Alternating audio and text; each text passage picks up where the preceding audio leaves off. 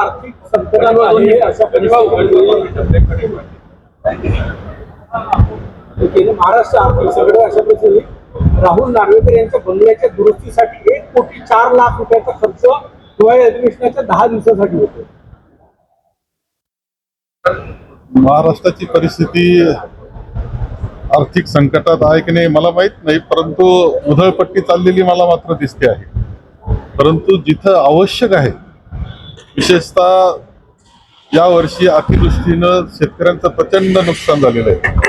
मराठवाडा, विदर्भ जवळपास 30 जिल्ह्यांमधलं नुकसान, हे प्रचंड नुकसान झालेलं आहे. त्यांना पुरेशी मदत सुद्धा होत नाही अशी अवस्था निर्माण झालेली आहे.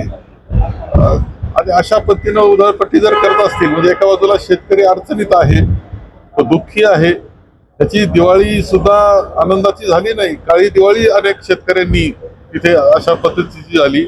असं असताना असं जर करत असतील 1 कोटी रुपये एका बंगल्यावर खर्च, नेमके सरकार कोणाचं हा प्रश्न निर्माण होतो. उधळपट्टी करताय सार्वजनिक बांधकाम विभाग असं वाटतं. काय उधळपट्टीची इतक्या काय आवश्यकता आहे? असं 10 दिवसाचं अधिवेशन नाही का 7 दिवसाचं अधिवेशन असू शकतं.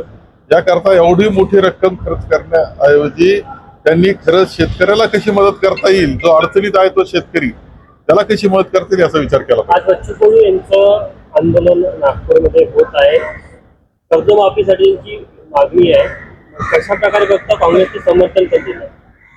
एकंदर परिस्थिती जी आहे शेतकऱ्याची, ही अत्यंत कठीण परिस्थितीतून जातो आहे शेतकरी. मराठवाडा, विदर्भ, पश्चिम महाराष्ट्रातले काही जिल्हे, 30 जिल्हे जवळपास अत्यंत अडचणीतून जात आहेत.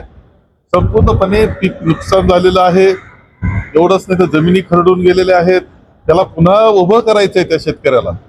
अशा वेळेस तुम्ही जे निवडणुकीमध्ये आश्वासनं दिलेले आहेत ते तर पूर्ण करा, पहिली मदत करा, आणि आणखी ते सुद्धा पूर्ण केलं पाहिजे. कर्जमाफी केलीच पाहिजे या मताचे आम्ही आहोत.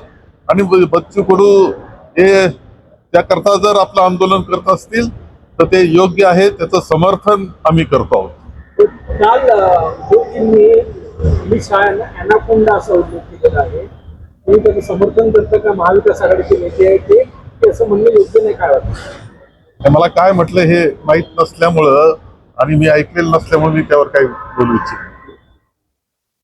स्थानिक स्वराज्य संस्थेमध्ये विदर्भामध्ये ज्या महानगरपालिका चालू, काँग्रेसची काय भूमिका राहणार आहे?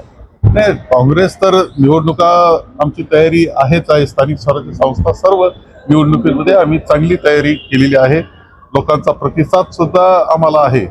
त्यामुळं विदर्भात असेल नाही तर संपूर्ण राज्यामधल्या सर्व निवडणुकांमध्ये आम्ही चांगल्या पद्धतीने भाग घेणार आहोत आणि जिंकणार आहोत. वसंतदादा शुगर इन्स्टिट्यूटच्या चौकशीचे आदेश मुख्यमंत्र्यांनी दिले अशी माहिती पुढे येत आहे. जर खरंच चौकशीचे आदेश दिले असेल तर कशा प्रकारे बघता येईल?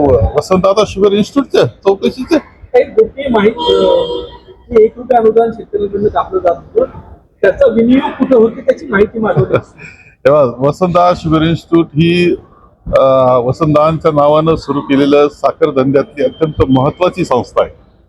ही संशोधनामध्ये सुद्धा खूप चांगलं काम त्यांचं आहे. एवढंच नाही तर शेतकऱ्याला मार्गदर्शन करण्याच्या साठी सुद्धा खूप पुढाकार त्यांचा असतो. माननीय पवारसाहेब अध्यक्ष त्या संस्थेचे आहेत आणि मी कायम त्या बैठकांना उपस्थित राहिलेलो आहे. ज्या पद्धतीचं काम तिथे चाललेलं आहे, एक आदर्श काम चाललंय असं माझं मत आहे. असं असताना चौकशी होत असेल, चौकशीला सामोरं जातील, परंतु का असं केलं जाते अशा प्रकारची चौकशी, हे मात्र आश्चर्यकारक आहे. कारण काही मला वाटत नाही काही तिथे चौकशीचं काही कारण आहे. राजकारण सुद्धा करण्याची आवश्यकता, कारण तिथं सर्व आम्ही एकत्र बसतो. तिथं माननीय पवार साहेबांच्या आदेशाखाली जेव्हा बैठक होते त्यावेळेस सर्व पक्षीय आम्ही एकत्र असतो. एकत्र विचार त्या शेतकऱ्याचा, ऊस उत्पादक शेतकऱ्याचा केला जातो, कामगारांचा केला जातो. सर्व दृष्टीने व्यापक अशा पद्धतीनं विचार विनिमय करून धोरण ठरवले जात आहे. त्यामुळं राजकारण, त्या संस्थेचे राजकारण करण्याची आवश्यकता आहे असं तर बिलकुल नाही. आज आपला काय जोर असणार आहे? अनेक नेते बच्चू कडूच्या आंदोलनाला पाठिंबा